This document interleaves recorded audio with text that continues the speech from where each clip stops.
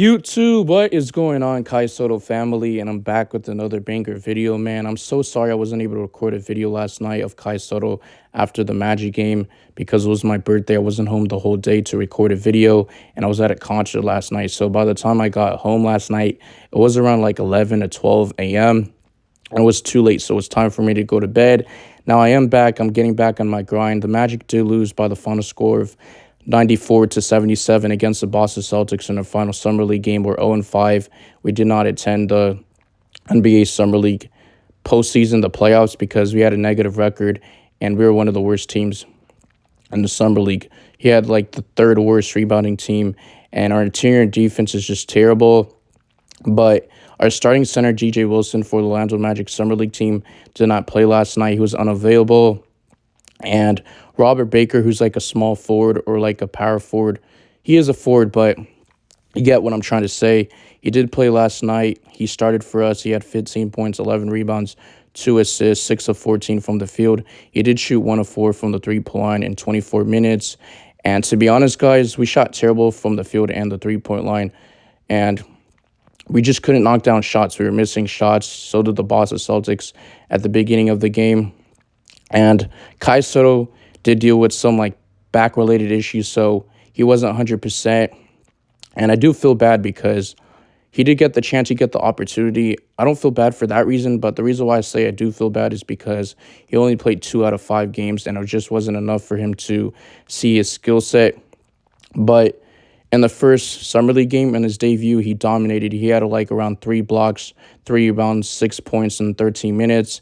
And then against the Boston Celtics, he looked horrible. He had 0 points in 8 minutes off the bench, 2 rebounds, 1 assist, 0 of 3 from the field, 0 of 2 from the three-point line. And he just looked nervous. He looked scared. He was unprepared. He didn't know what to expect.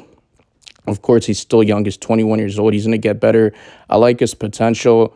In 3 years, I think he can make it to the NBA, just not right now because he's not NBA ready from what I saw last night. It is only one game. Maybe if he can get a two-way contract, let's see, or get a G League invite because he does have the potential. Maybe a team can develop him. But just right now, as I see the highlights, because I didn't watch the game last night, he just looked very slow. He was uncoordinated. He was unathletic. He was just pretty much standing around.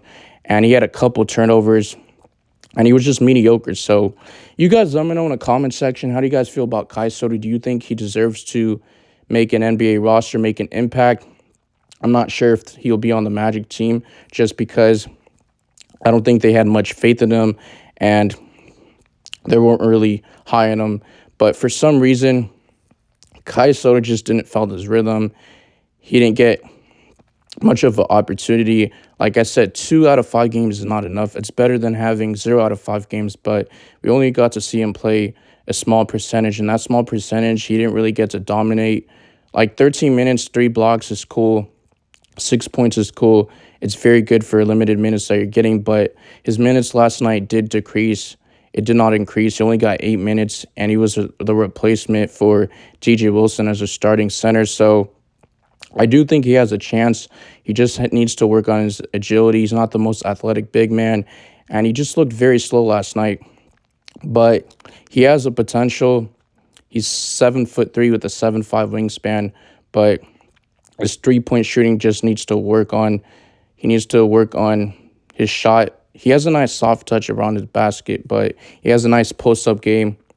He has nice moves.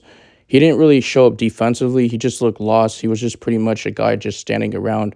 It almost feels like he was playing 1-on-5 instead of 5-on-5. Not like 5-on-4 or whatever you want to call it. You get what I'm trying to say, but why am I saying but too much? It's just that I didn't come prepared for this to see Kai Sotto only play 8 minutes in a Summer League game. It is what it is. If he doesn't play in a G League or get us invite, at least a two-way contract, he's probably going to wind up going back to Japan where he played. He's been playing national basketball for 2 years in Australia for the Adelaide 36ers. He didn't really play too much of an opportunity. He only played around 12.5 minutes per game, averaged around 6 points. The coach just didn't really have faith in him. He didn't have a lot of confidence in him, so it just affected his rhythm, his shot selection. I do want to say he shot around like 42% from the field in the last game against the Portland Trailblazers in the Summer League, but in National Basketball League, he shot around like 54% from the field. So I appreciate the support. Make sure you guys drop a like, drop a sub for more Kai Sotto videos, updates, whether he signs a two-way contract or he gets a G League invite. The Orlando Magic do have two roster spots left open. Are they willing to get Kai Sotto or just give him the opportunity just because he has the potential? He's very raw. He just doesn't look NBA ready. And I'm not trying to hurt your guys' feelings. I'm just saying the facts is that I know a lot of people in my comments, my Kai Sotto comments in my previous videos were saying, oh, you're only doing this for views. You're doing this for subs. I'm doing it because I love Kai Sotto. I like his game. He has the potential. I'm not really doing it for the views and subs. I like him overall as an NBA player. He's 7'3". He has crazy potential. I'm not saying he's going to be an all-star. I just think he's going to be a very good role player under the right team, whether that's the Miami Heat with Eric Spoelstra, one of the best head coaches in the league. The Miami Heat live off of getting undrafted free agents, undrafted players, and then the Los Angeles Lakers, Phil Handy, one of our best assistant training development coaches in the league, did praise him and said he thinks he's good enough to make it to the NBA.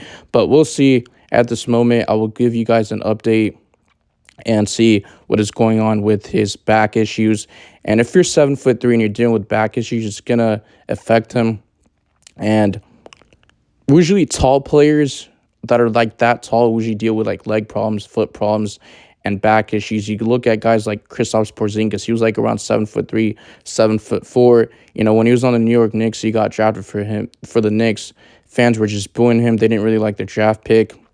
And to be honest, I thought he had star potential. He looked like a star when he was a New York Knick, but he just didn't really live up to the expectation, and he was dealing with injury problems. But he did get traded to the Dallas Mavericks, I believe, and he didn't really play well, and then went to the Washington Wizards and just had a really good season, the most games that he's played ever since he's been in the league. So that's what I got for today's video. I'm out of here. Peace.